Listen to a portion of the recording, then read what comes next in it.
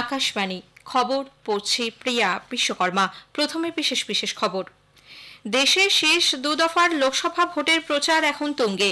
পশ্চিমবঙ্গের মুখ্যমন্ত্রী সম্পর্কে আপত্তিকর মন্তব্যের জন্য তমলুকের বিজেপি প্রার্থী প্রাক্তন বিচারপতি অভিজিৎ গঙ্গোপাধ্যায়ের প্রচারে 24 ঘন্টার নিষেধাজ্ঞা জারি করেছে নির্বাচন কমিশন। রাজ্যপালের বিরুদ্ধে শ্লীলতাহানির অভিযোগের ব্যাপারে আজ কলকাতার হেয়ার স্ট্রিট থানায় হাজিরা দিয়েছেন রাজভবনের ওএসটি এবং 2 কর্মী। আবগারি নীতি কেলেঙ্কারি মামলায় মনীষ সিসোদিয়ার জেল হেফাজতের মেয়াদ 31 মে পর্যন্ত বাড়িয়েছে দিল্লির আদালত।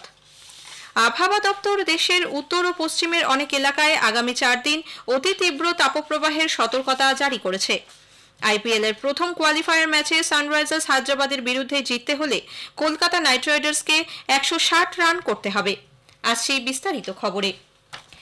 ইন্ডি জোট মহিলা বিরোধী এবং মহিলাদের সংরক্ষণের বিরোধিতাই তারা করে এসেছে বলে প্রবীণ বিজেপি নেতা প্রধানমন্ত্রী নরেন্দ্র মোদী মন্তব্য করেছেন। নিজের সংসদীয় কেন্দ্র বারাণসীতে মাতৃশক্তি সম্মেলনে আজ তিনি ভাষণ দিচ্ছিলেন।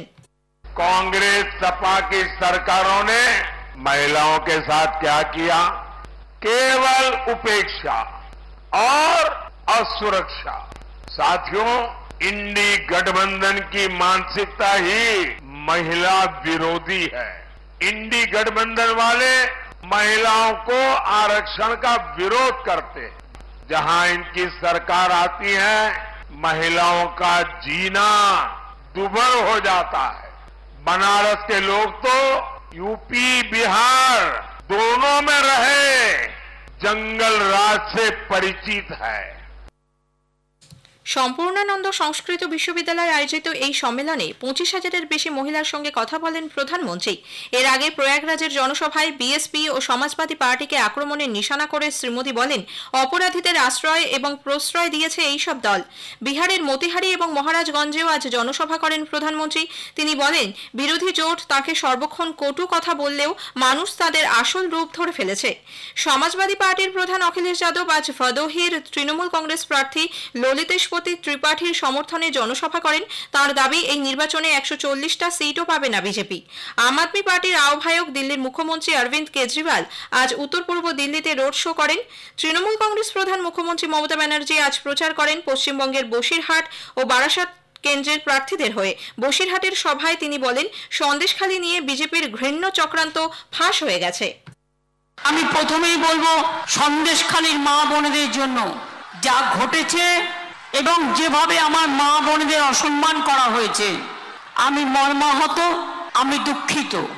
ভোটের আগে বিজেপির প্ল্যান এ সন্দেশখালী বাতিল হয়ে গেছে, মা বোনেরাই বাতিল করে দিয়েছেন। প্ল্যান বি হিন্দু মুসলমানে দাঙ্গা লাগানো, দাঙ্গা যাতে লাগাতে না পারে, এলাকা যাতে শান্ত থাকে, আমি সবাইকে তার জন্য আবেদন জানিয়ে যাব। মুখ্যমন্ত্রী সম্পর্কে আপত্তিকর মন্তব্য করার জন্য নির্বাচন কমিশনের ভর্ৎসনা এবং কড়া শাস্তির মুখে পড়লেন তমলুকের বিজেপি প্রার্থী প্রাক্তন বিচারপতি অভিজিৎ গঙ্গোপাধ্যায়। আজ বিকেল 5টা থেকে আগামীকাল বিকেল 5টা পর্যন্ত 24 ঘন্টা তিনি প্রচার করতে পারবেন না। কমিশন বলেছে, মুখ্যমন্ত্রীকে নিম্নমানের ব্যক্তিগত আক্রমণ করে আদর্শ আচরণবিধি লঙ্ঘন করেছেন শ্রী গঙ্গোপাধ্যায়। যে কোনো মহিলা সম্পর্কে এই ধরনের বক্তব্য অত্যন্ত নিন্দনীয় এবং অভিজিৎ গঙ্গোপাধ্যায়ের মতো শিক্ষাগত ও পেশাগত যোগ্যতার একজন ব্যক্তির কাছ থেকে এহেন জঘন্য মন্তব্য কোনোভাবেই মেনে নেওয়া যায় না। উল্লেখ্য, গত 15 মে তমলুকের একটি নির্বাচনী সভায় মুখ্যমন্ত্রীর উদ্দেশ্যে ওই কুরুচিকর মন্তব্য করেন বিজেপি প্রার্থী। তাতে তীব্র আপত্তি জানিয়ে নির্বাচন কমিশনের দ্বারস্থ হয় তৃণমূল কংগ্রেস। রাজ্যপালের বিরুদ্ধে শ্লীলতাহানির অভিযোগ নিয়ে কলকাতার হেয়ার স্ট্রিট থানার তলবে আজ হাজির হন রাজভবনের ওএসডি এস রাজপুত সহ 3 কর্মী। ঘটনার দিন নিগৃহীতাকে রাজভবন থেকে বেরোতে বাধা দেওয়ার অভিযোগ তারা অস্বীকার করেছেন বলে খবর। পুলিশের কাছে বয়ান দিয়ে নিজেদের বক্তব্য নথিভুক্ত করেছেন তারা। উল্লেখ্য, বারবার তলব এড়ালে গ্রেপ্তারি পরোয়ানা জারির আশঙ্কা থাকায় 3 কর্মী আজ সকালে ব্যাংশাল আদালতে আগাম জামিনের আবেদন করেন। ব্যক্তিগত বন্ডে সেই জামিন মঞ্জুর হবার পর হেয়ার স্ট্রিট থানায় হাজিরা দেন তারা। যৌন নির্যাতনের অভিযোগ থাকা জনতা দলের সাংসদ প্রজ্জ্বল রেভান্নার কূটনৈতিক পাসপোর্ট বাতিল করার জন্য কর্ণাটকের মুখ্যমন্ত্রী সিদ্দারামাইয়া কেন্দ্রীয় সরকারকে চিঠি লিখেছেন। রাজ্যের স্বরাষ্ট্রমন্ত্রী পরমেশ্বর একথা জানিয়েছেন। রেভান্না বর্তমানে বিদেশে রয়েছেন এবং বিশেষ তদন্তকারী দল সিটের সঙ্গে সহযোগিতা করছেন না বলে অভিযোগ। নিরপেক্ষ তদন্তের জন্য রাজ্য সরকার সিটকে পূর্ণ ছাড়পত্র দিয়েছে বলেও পরমেশ্বর জানিয়েছেন। আবগারি নীতি কেলেঙ্কারি মামলায় দিল্লির রাউস অ্যাভিনিউ আদালত প্রাক্তন উপমুখ্যমন্ত্রী মনীষ সিসোদিয়ার জেল হেফাজতের মেয়াদ 31 মে পর্যন্ত বাড়িয়ে দিয়েছে। সিবিআই এর হাতে গ্রেপ্তার মনীষ সিসোদিয়া গত বছর 26 জানুয়ারি থেকে জেল হেফাজতে রয়েছেন। পরে ইডিও তাকে গ্রেপ্তার করে। সিসোদিয়ার জামিনের আবেদনের উপর দিল্লি হাইকোর্ট রায়দান স্থগিত রেখেছে। খবর শুনছেন আকাশবাণী থেকে। রাজস্থান, পাঞ্জাব, হরিয়ানা, চণ্ডীগড়, দিল্লি ও উত্তরপ্রদেশ সহ উত্তর ভারতের বহু এলাকা তীব্র তাপপ্রবাহের কবলে। মধ্যপ্রদেশ, বিদর্ভ এবং গুজরাটেও চলেছে তাপপ্রবাহ। আবহাওয়া দপ্তর আগামী 4 দিনের জন্য এই অঞ্চলগুলিতে অতি তীব্র তাপপ্রবাহের লাল সতর্কতা জারি করেছে।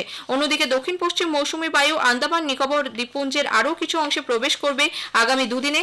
তামিলনাড়ু, পুদুচেরি, করাইকল, কেরালা, মাহে ও কর্ণাটকে আগামী 2-3 দিন ভারী বৃষ্টির সম্ভাবনা। এদিকে পাকিস্তানে অতি তীব্র তাপপ্রবাহের জেরে সমস্ত স্কুল বন্ধ করে দেওয়া হয়েছে। স্থগিত রাখা হয়েছে পরীক্ষা। হাসপাতালগুলিকে সতর্ক থাকতে বলা হয়েছে। কোথাও কোথাও দিনের তাপমাত্রা 50 ডিগ্রি সেলসিয়াস ছাড়িয়ে যাবার সম্ভাবনা। স্বাভাবিকের চেয়ে 8 ডিগ্রি পর্যন্ত ওপরে উঠেছে তাপমাত্রা। আবহাওয়ার খামখেয়ালিপনার শিকার হচ্ছেন অসংখ্য মানুষ। এদিকে দক্ষিণ পশ্চিম বঙ্গোপসাগর উপকূলে পূর্ব বাংলাদেশ ও তার সংলগ্ন এলাকার উপর কেন্দ্রীভূত ঘূর্ণাবর্ত আগামীকাল নিম্নচাপের রূপ নিতে চলেছে। এটি উত্তর পূর্ব দিকে এগিয়ে শুক্রবার সকাল নাগাদ গভীর নিম্নচাপে পরিণত হতে পারে। এই নিম্নচাপ আরও ঘনীভূত হবে বলে আবহাওয়া দপ্তরের পূর্বাভাস। এর প্রভাবে আজ দক্ষিণবঙ্গের বিভিন্ন জেলায় বজ্রবিদ্যুৎ সহ ঝড় বৃষ্টির সম্ভাবনা। 25 তারিখ পর্যন্ত বজ্রপাত ও ঝড় বৃষ্টির সতর্কতা থাকছে। ঝোড়ো হাওয়ার দাপটে 24 তারিখ শুক্রবার সমুদ্র উত্তাল থাকার সম্ভাবনা। মৎস্যজীবীদের 23 ও 24 তারিখ সমুদ্রে না যাবার পরামর্শ দেওয়া হয়েছে। বেঙ্গালুরুতে রামেশ্বরম ক্যাফে বিস্ফোরণ কাণ্ডের তদন্তে আজ কর্ণাটক, তামিলনাড়ু, তেলেঙ্গানা ও অন্ধ্রপ্রদেশের 11টি জায়গায় তল্লাশি চালিয়েছে এনআইএ। ঘটনায় জড়িত সন্দেহে 11 জনের বাড়িতে চলে এই তল্লাশি অভিযান। উদ্ধার হয়েছে বেশ কিছু ডিজিটাল সরঞ্জাম এবং নথি। উল্লেখ্য, এই ঘটনায় এর আগে মুসাফির হোসেন সাজিব এবং আব্দুল মাথিন তাহা নামে 2 অভিযুক্তকে পশ্চিমবঙ্গ থেকে গ্রেপ্তার করে এনআইএ। 2024-এ উচ্চশিক্ষা ক্ষেত্রে জাতীয় শিক্ষক পুরস্কারের মনোনয়নের জন্য পোর্টাল চালু হয়েছে। 20 জুন পর্যন্ত মনোনয়ন দাখিল করা যাবে। কেন্দ্রীয় উচ্চশিক্ষা দপ্তরের সচিব সঞ্জয় মূর্তি আজ এই পোর্টালের সূচনা করেন। উচ্চশিক্ষা প্রতিষ্ঠান এবং পলিটেকনিক কলেজের শিক্ষকদের এই পুরস্কার দেওয়া হবে 5ই সেপ্টেম্বর।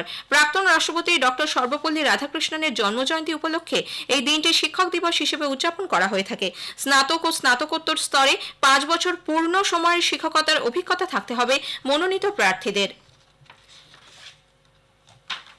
আহমেদাবাদের নরেন্দ্র মোদী স্টেডিয়ামে আজ আইপিএল ক্রিকেটের প্রথম কোয়ালিফায়ার ম্যাচে সানরাইজার্স হায়দ্রাবাদ কলকাতা নাইট রাইডার্সের সামনে 160 রানের লক্ষ্যমাত্রা রেখেছে। টসে জিতে সানরাইজার্স প্রথমে ব্যাট করে নির্ধারিত 20 ওভারে সবকটি উইকেট হারিয়ে 159 রান তোলে। জবাবে ব্যাট করতে নেমে কলকাতা শেষ পাওয়া খবর পর্যন্ত 6 ওভারে 1 উইকেট হারিয়ে 63 রান করেছে। আহমেদাবাদের নরেন্দ্র মোদী স্টেডিয়ামে আগামীকাল আইপিএল এর প্লে অফের পর্বের এলিমিনেটর ম্যাচে রাজস্থান রয়্যালস রয়্যাল চ্যালেঞ্জার্স বেঙ্গালুরুর বিরুদ্ধে খেলবে।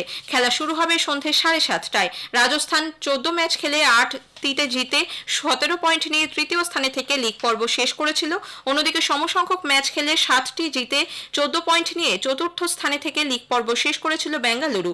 আরসিবি টানা 6টি ম্যাচ জিতে প্লে অফে পৌঁছেছে। অন্যদিকে রাজস্থান শেষ 5টি ম্যাচের মধ্যে 4টিতে পরাজিত হয়েছে। ভারতের সাত্বিক সাইরাজ রাঙ্কিরেড্ডি এবং চিরাগ শেট্টি বিডব্লিউএফ বিশ্ব ব্যাডমিন্টন র্যাঙ্কিংয়ে শীর্ষ স্থানে ফিরে এসেছেন। চলতি সপ্তাহে থাইল্যান্ড ওপেন টেনিসে দারুণ জয়ের হাত ধরে তালিকায় ওপরে উঠে এসেছেন তারা। এই প্রতিযোগিতার আগে ভারতীয় জুটি ছিলেন তৃতীয় স্থানে। গোটা টুর্নামেন্ট জুড়েই অনবদ্য খেলেছেন সাত্বিক ও চিরাগ। ফাইনালে তারা চীনের চেন বো ইয়াং এবং লিউ ইকে 21-15, 21-15 পরাজিত করেন। সাংহাই সহযোগিতা সংগঠন এসসিও বিদেশমন্ত্রীরা আজ কাজাখস্তানের আস্তানায় বৈঠকে বসেন। আঞ্চলিক নিরাপত্তা এবং জুলাইয়ে কাজাখস্তানের রাজধানীতে নির্ধারিত এসসিও রাষ্ট্রপ্রধানদের আসন্ন শীর্ষ সম্মেলনের প্রস্তুতি নিয়ে আলোচনা হয়েছে। কাজাখস্তানের রাষ্ট্রপতি কাসিম জোমার্ট তোকায়েভ বৈঠকের সূচনা করেন। ভারতের প্রতিনিধি দলের নেতৃত্ব দেন বিদেশ মন্ত্রকের অর্থনৈতিক সম্পর্ক বিষয়ক সচিব দাম্য রবি। ইউরোপীয় ইউনিয়ন সর্বসম্মতভাবে কৃত্রিম বুদ্ধিমত্তা আইনে চূড়ান্ত অনুমোদন দিয়েছে। আইন শৃঙ্খলা রক্ষা এবং কর্মসংস্থানের মতো ক্ষেত্রে এই যুগান্তকারী প্রযুক্তির ব্যবহার নিয়ন্ত্রণে আইন সহায়ক হবে। দেশে শেষ শেষ করার আগে খবরের বিশেষ কিছু অংশ আরো একবার। দেশের শেষ 2 দফার লোকসভা ভোটের প্রচার এখন তুঙ্গে। পশ্চিমবঙ্গের মুখ্যমন্ত্রী সম্পর্কে আপত্তিকর মন্তব্যের জন্য তমলুকের বিজেপি প্রার্থী প্রাক্তন বিচারপতি অভিজিৎ গঙ্গোপাধ্যায়ের প্রচারে 24 ঘন্টা নিষেধাজ্ঞা জারি করেছে নির্বাচন কমিশন। রাজ্যপালের বিরুদ্ধে শ্লীলতাহানির অভিযোগের ব্যাপারে আজ কলকাতার হেয়ার স্ট্রিট থানায় হাজিরা দিয়েছেন রাজভবনের ওএসটি এবং 2 কর্মী। খবর শেষ হলো।